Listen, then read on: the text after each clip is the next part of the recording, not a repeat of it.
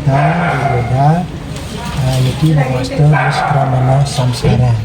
Jadi Niskramana Samskara niki diambil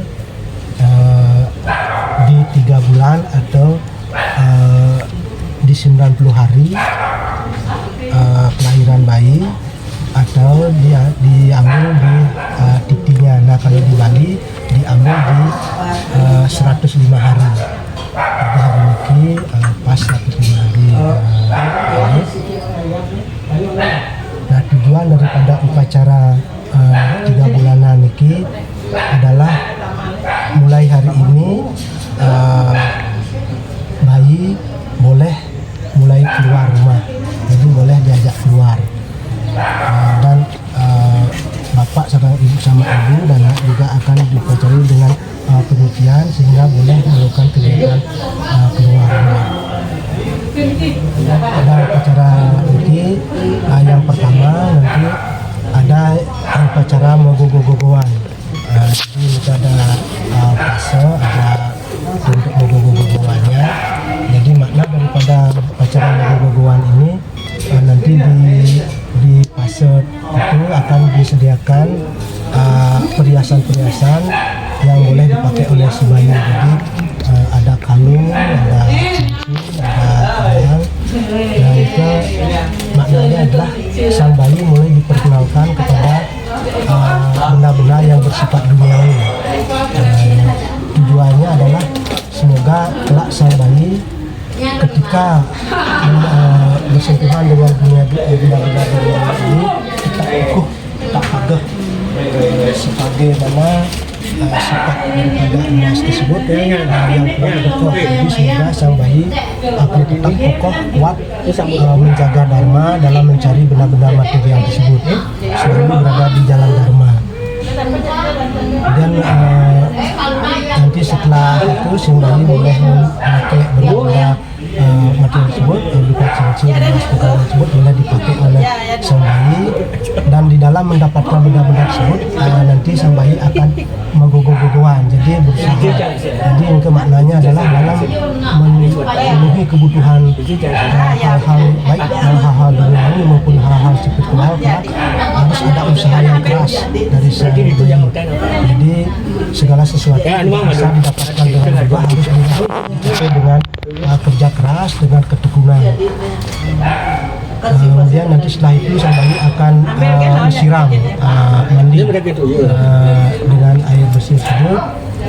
Itu pun tujuannya adalah untuk menyucikan sang bayi, dan semoga juga kelak sang bayi dalam hidupnya memiliki sifat seperti air yang selalu mengalir, memberikan kebahagiaan, kesejahteraan kepada yang lain. Dan juga nanti akan ada upacara mantan pengepas sound, kemudian ada mantan pemberian nama untuk sang bayi. Jadi pemberian nama itu pun bertujuan untuk mengingatkan sang bayi bahwa sesungguhnya sang bayi tersebut adalah sang atma itu sendiri, sang jiwa itu sendiri. Jadi nama yang diberikan itu nama yang bersifat material, namun sesungguhnya beliau diingatkan untuk tetap sadar bahwa beliau adalah sang atman, sang jiwa. Tujuan hidupnya adalah untuk menyucikan diri, memperbaiki karma-karmanya, dan nanti kembali kepada sang pencipta, sang Paramahansa Imadi, sehingga tujuan hidup lahir ke dunia ini tercapai dan tidak sia-sia. Dan nanti setelah itu ada upacara penyambutan dan kebanyakan nanti ada penyambutan dan kemarau. Kemudian ada ayunan. Nah, ayunan itu juga bermakna bahwa sang bayi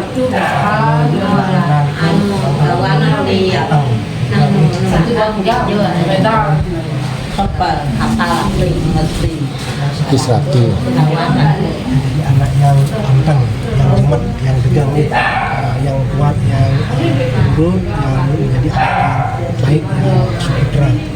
Jadi maknanya ini Bos dengan adalah hari pertama sang bayi untuk menyambut sang surya. Jadi sang bayi akan mulai keluar rumah memohon kepada Ibu Betara Suryo semoga tetap menjaga sang bayi, karena Ibu Betara Suryo yang memberikan kehidupan di jagat niki. Jadi mohon kepada beliau semoga sang bayi selalu dilindungi dan diberikan kehidupan yang baik selama ada di dunia niki. Nah, nanti yang terakhir ada acara potong rambut. Jadi acara potong rambut yang dibuat niki juga bertujuan untuk menghilangkan segala hal-hal yang tidak baik, duga-duga, segala klise atau itu semoga dibersihkan, disucikan, dihilangkan, sehingga sang bayi dapat menjalani kehidupan niki dengan baik, karena dalam kelahiran niki pun sang bayi membawa karma-karma dari kehidupan masa lalunya. Nah, itulah tujuannya nanti mempetik itu mencukur rambut sang bayi, memotong rambut sang bayi adalah untuk menghilangkan hal-hal yang kurang baik yang menyertai kehidupan sang bayi ke dunia niki.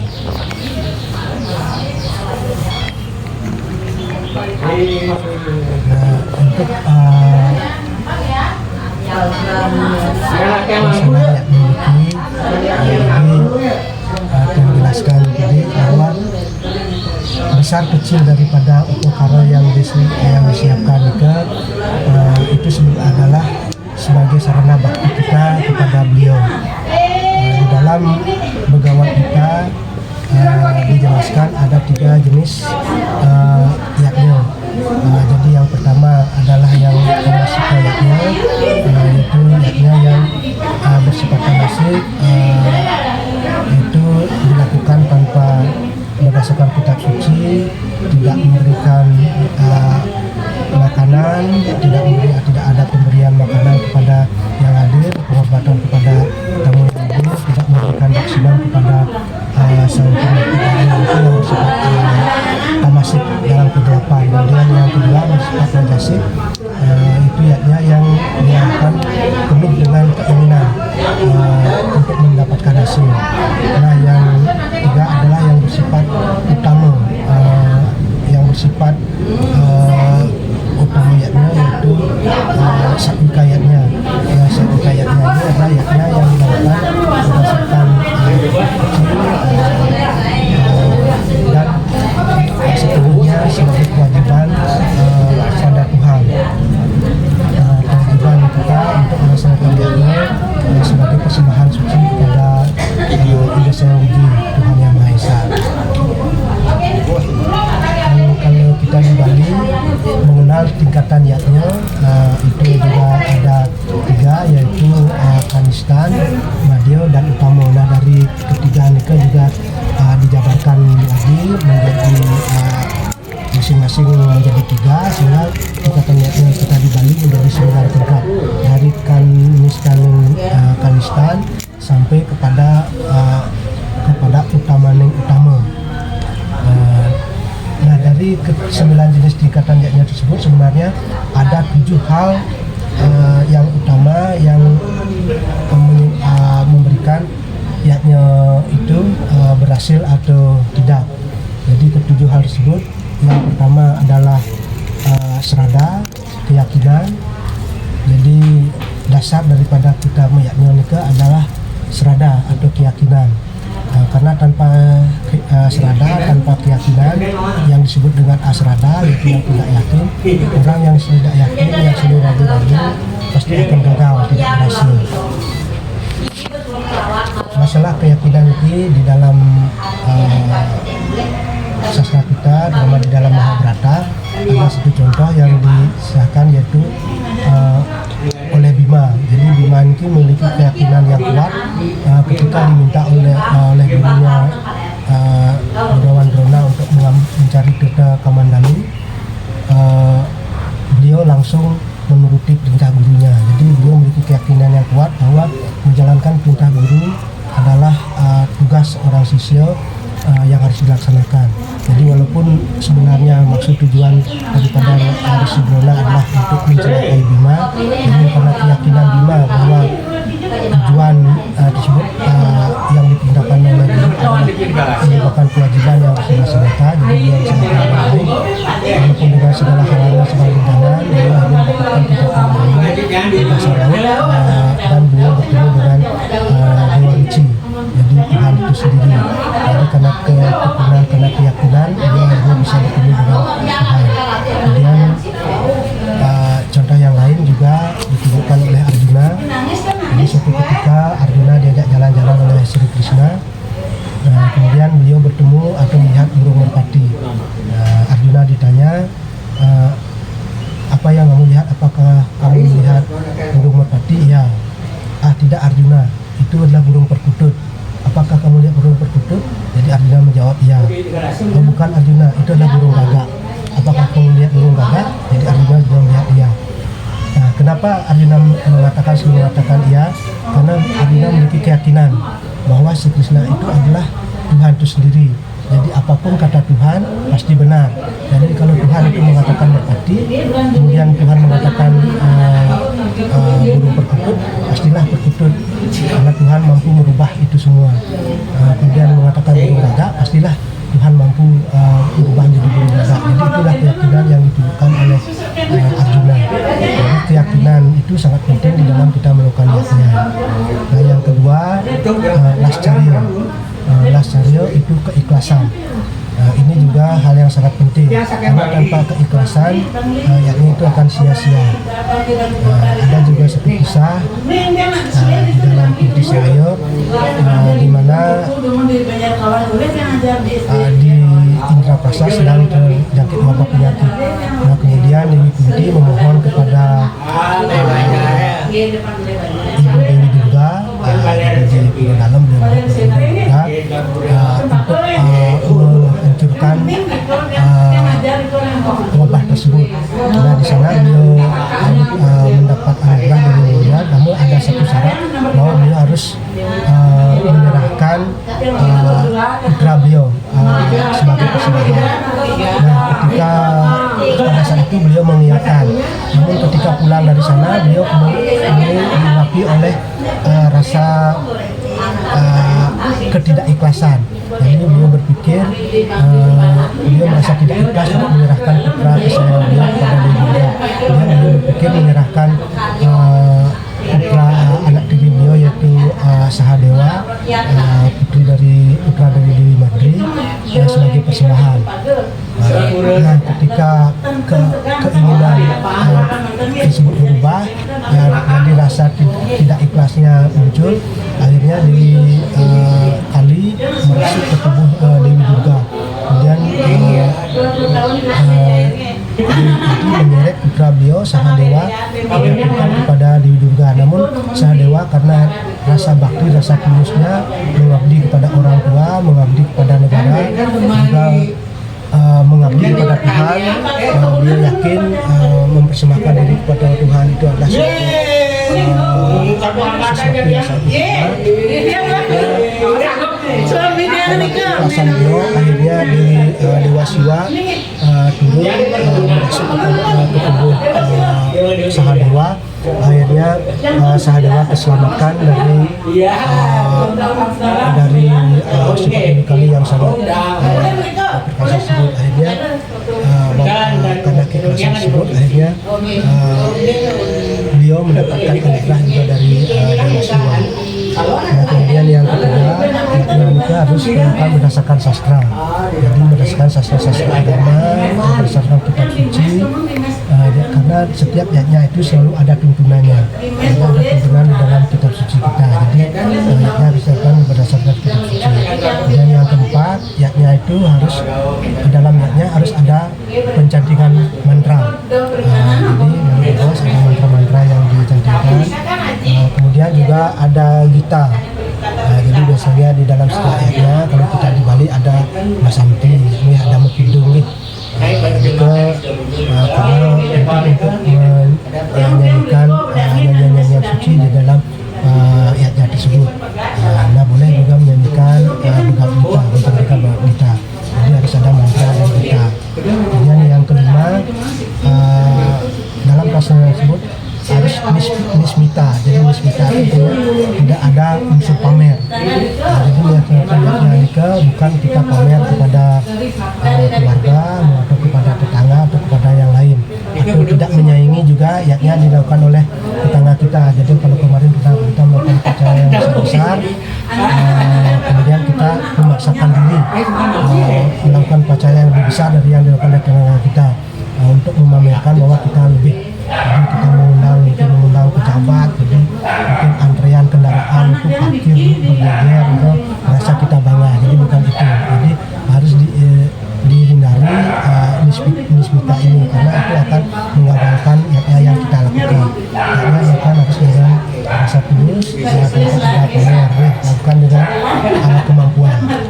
Kemudian yang selanjutnya yang keenam, ada pemberian makanan Narayana Sewa, atau kalau di Bali biasanya orang kerja gawin itu pasti ngejot nih kepada tetangga, kepada keluarga.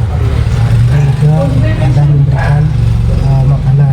Kemudian di pos juga ada undangan yang hadir memberikan makanan juga memberikan Narayana Sewa. Kemudian yang terakhir adalah memberikan daksinam. Jadi daksinam itu adalah rasa hormat kepada sang pemimpin itu, kemudian memberikan rasa bakti kepada yang memberikan yajna. Karena tanpa itu menurut Sisna yajna itu akan tetap menjadi milik sang pemukul tanpa rasa hormat. Jadi di dalam Mahabharata juga dikisahkan ketika Raja Yudhistira akan melakukan upacara Aswamedha. Nah pada saat itu Sri Krishna meminta yang pemukul yajna tersebut adalah pendeta yang dari hutan, dari pendeta pertapa dari hutan, bukan pendeta kerajaan. Kemudian diutuslah beliau untuk mencari pendeta tersebut. Kemudian sang Bapati kemudian menghadap sang pendeta memohon sang pendeta untuk memupuk yajna yang akan dilakukan oleh Maharaja Yudhistira. Namun jawaban sang pendeta di luar dugaan Bapati. Jadi beliau bersedia melaksanakan upacara Aswamedha Raja Yudhistira nanti yang ke-100. Akhirnya sang Bapati kaget, pulang kembali ke kerajaan menyampaikan. Kemudian berita tersebut juga disampaikan kepada Sri Krishna. Atas petunjuk Sri Krishna disampaikan bahwa cara yang Yudhistira tersebut mengutus Bapati adalah cara yang salah. Jadi kalau yang berlihatnya nikah harus yang berlihatnya yang datang untuk meminta sang pemukul untuk mengikutnya, jadi tidak boleh diwakilkan. Nah, akhirnya diutuslah istri permaisuri beliau, permaisuri Drupadi untuk datang ke pertapaan. Akhirnya sang pendeta menyanggupi untuk melakukan upacara tersebut. Nah, ketika datang ke kerajaan, sang pendeta dijamu sesuai dengan jamuan ala kota, jadi ala tradisi kerajaan. Nah, karena beliau adalah seorang pendeta yang hidup di hutan yang sangat sederhana, jadi beliau menikmati jamuan tersebut menurut tradisi yang telah beliau jalani di hutan dengan kesederhanaan. Nah, ketika selesai melakukan penjamuan, kemudian beliau ke upacara. Nah, ketika selesai upacara tersebut dilakukan, Sri Krishna menyampaikan bahwa upacara tersebut dikatakan berhasil kalau ada taburan bunga dari langit. Jadi para dewa memberikan karunia berupa tabur bunga dari langit. Namun itu ditunggu datang. Akhirnya ditanyakan pada Sri Krishna, sudah menanyakan memberikan daksinam kepada pendeta, ternyata belum. Akhirnya diaturkanlah daksinam. Ketika mengaturkan daksinam pun ternyata taburan bunga itu belum turun. Kemudian ditanya lagi penyebabnya apa. Kemudian ditanya apakah ada salah satu daripada yang melaksanakan yajna ini masih ada rasa ganjal di dalam hati, atau mungkin tadi rasa kurang hormat kepada para pendeta yang akan mempekerjakannya. Nah, akhirnya Dewi Drupadi menyadari kekeliruan beliau, karena pada saat tadi menjamu sang pendeta, beliau dalam hatinya merasa ketawa karena sang pendeta menikmati tidak menurut tradisi kota, tradisi kerajaan. Jadi dalam hati kecilnya Raja Drupadi menertawakan sang pendeta. Jadi akhirnya karena sikap tersebutlah yang menyebabkan ajaran tersebut belum sempurna, akhirnya Dewi Drupadi meminta maaf kepada pendeta yang punyanya. Akhirnya setelah itu turunlah bunga dari langit. Jadi para dewa mengerahkan memberikan karunia-Nya sehingga yaknya yang akan sukses dan berhasil.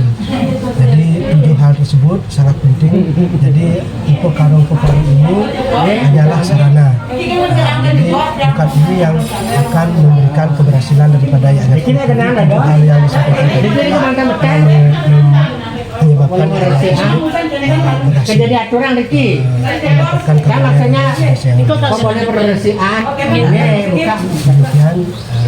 Kemudian sampaikan pada pagi hari ini, semoga bermanfaat.